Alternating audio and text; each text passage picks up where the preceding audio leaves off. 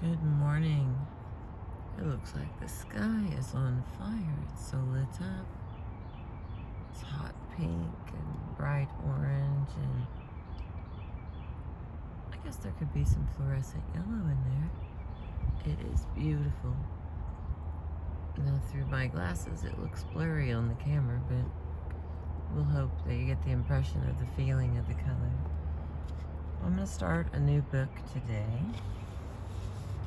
Or this will be the start of a new book. It's called The Warrior Queens by Lady Antonia Fraser.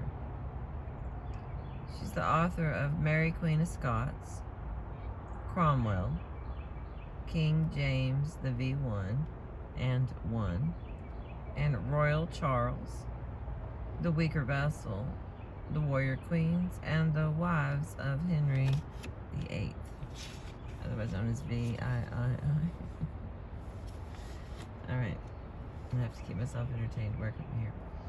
This is a division of Random House New York vintage books. It looks like she did this when, oh my lordy, 1932. No, this was copyrighted in 1988 by Vintage Books Edition, January 1994. All right. For my daughters, Rebecca and Flora, who drive their own literary chariots with love.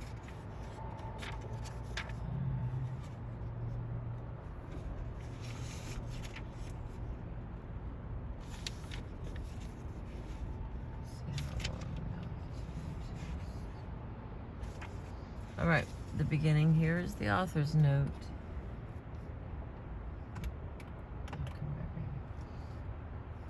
That's the Romans for you. 400 years of occupying our countries.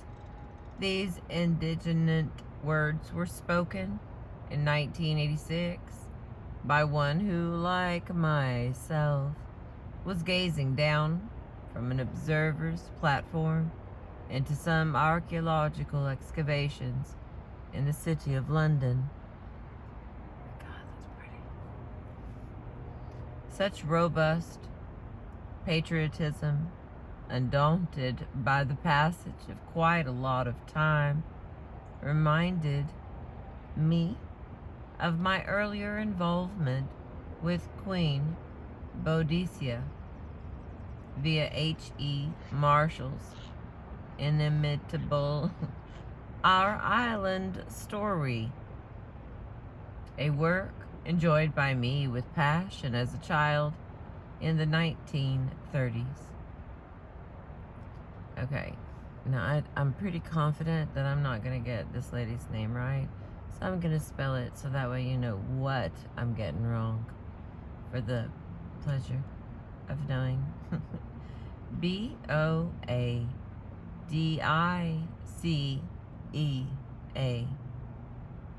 It was Boadicea, the patriotic heroine, whose story first thrilled me.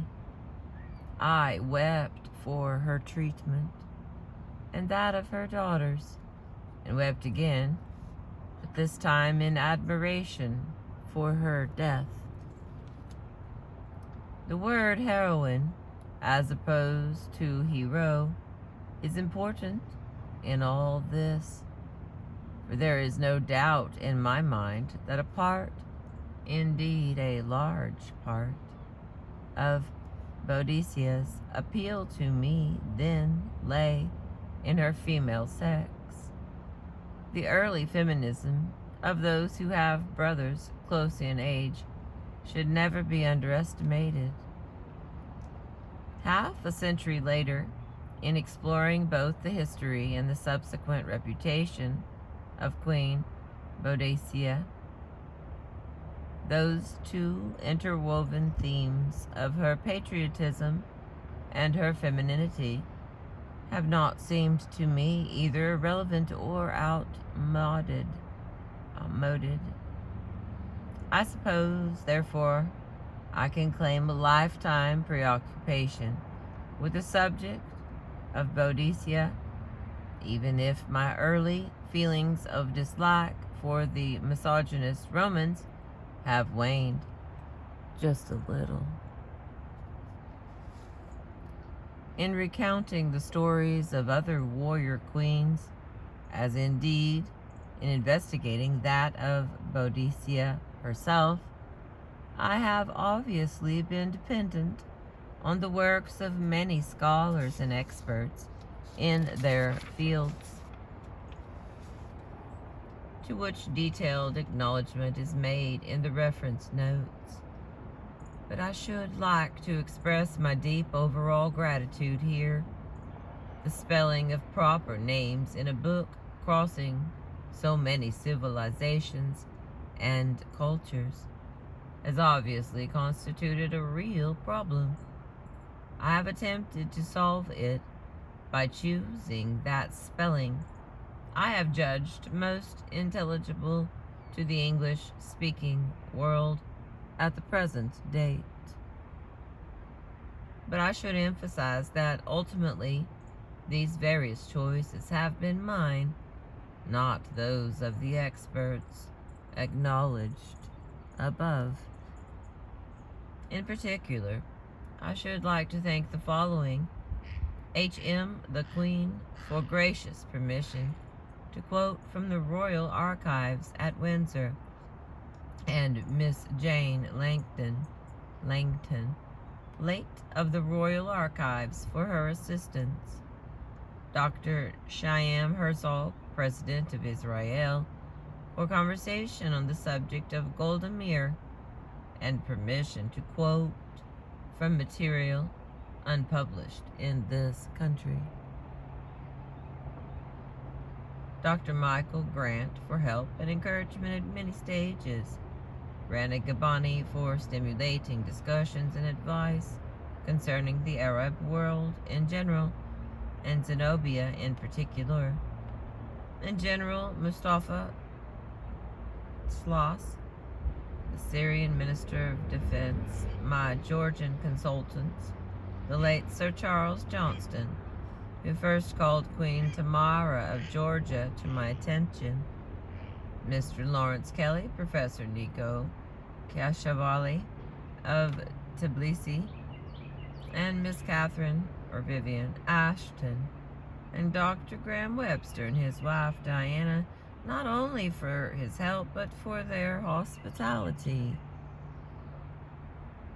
Miss Maria Fairweather provided me with fascinating information concerning the reputation of Queen Jinga Nazinga in modern Angola. Lastly, the help of Angus Clark and Daniel Johnson, who acted as my Oki and my Arjun, respectively, translating references to Matilda of Tuscany and Louis of Prussia.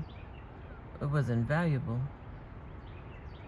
I wish to thank the following for advice and or support in many different ways. Dr. R.J. Bingle of India, Office Library Records. Dr. Philip Crummy, Director of the Colchester Archaeological Trust. Mr. Frank Delaney, with whom I discussed the title at the early stage. Mr. Donald Freed. Mr. Tony Garrett, who reminded me of Charles Doughty. Mr. Tony Gregory of the Norfolk Archaeological Unit. Gale of the Daily Telegraph, Mr. George Gale. Earl Gowrie, Mr. Henry Grunwald, former editor-in-chief of Time, Inc., for references to early Vietnamese heroines, and Miss Judy Stowe of BBC External Services, for information concerning their reputation in modern Vietnam. Sir John Hale, Lady Selina Hastings, Mr. Christopher Hibbert, Princess Antoinette Ho Hin Loy, and Dr. Lisa Jardine. I know, we're almost done. Only 10 minutes of appreciation. It's going to be a very good book. Stay with me, babes. Thank you. Mr. John Keegan, Lady Pansy Lamb, Professor Joyce Libra Chapman, for illustrative material concerning the Rani of Jaseni, Professor Carl Leiser, Ms. Sharon McDonald, Mrs. Elizabeth Owles of the Moises Hall Museum, Bury St. Edmunds, Dame Felicity Hanbury, Peak for recollections of her wartime service, Diana Phillips, Mr. C.A. Price, Mr. Dennis Richards, the Honorable Hannah Roth's child, Mr. David Spainer, Miss Dale Spender, Emma Tennant, Mr. Michael Trent, Mr. Paul Usherwood, Miss Kari Utorio, Marina Warner, and Simone Warner, who was my wonderful charioteer in the summer of 1985 when we explored East Anglia.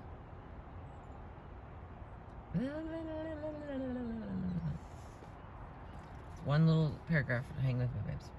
I have received editorial suggestions and advice from a galaxy of stars in the firmament of publishing, including Robert Gottlieb, Christopher Falkus, Juliet Gardenier, and Lyndon Lawson, all of Wheatonfield's, Sonny Mehta of Knopf, and my agent Michael Shaw of Curtis Brown. Mr. John Gillingham and Mr. Alan Palmer provided helpful comments on the text. Ms. Jane Bloomberg checked the references, and Mr. Douglas Matthews of the London Library did the index. To each and all of these I have good reason to be profoundly grateful. As for Richard Bates, who created out of my unruly manuscript, with the aid of his word processor, the discs from which this book was set, it seems appropriate to quote the words of Henry James concerning art itself to express my thanks. I know of no substitute whatever for the force and beauty of its process.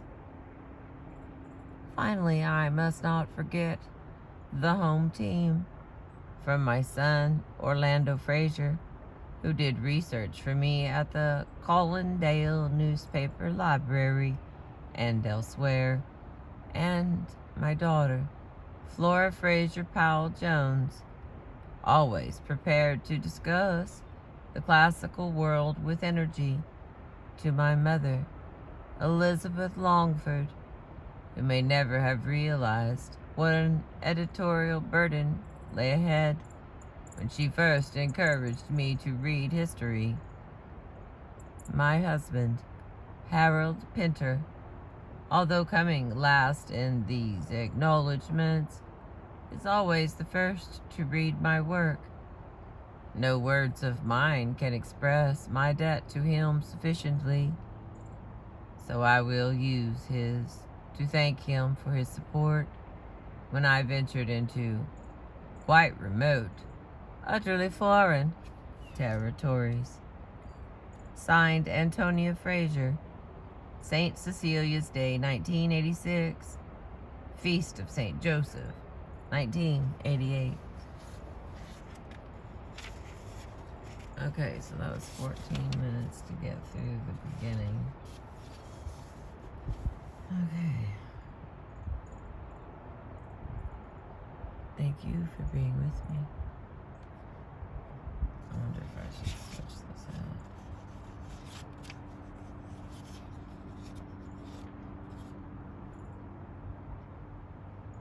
out. Alright, I'm going to stop us right there, and then I'm going to start back with chapter 1. That way it's organized, I guess. Sorry for the tease, but I appreciate you.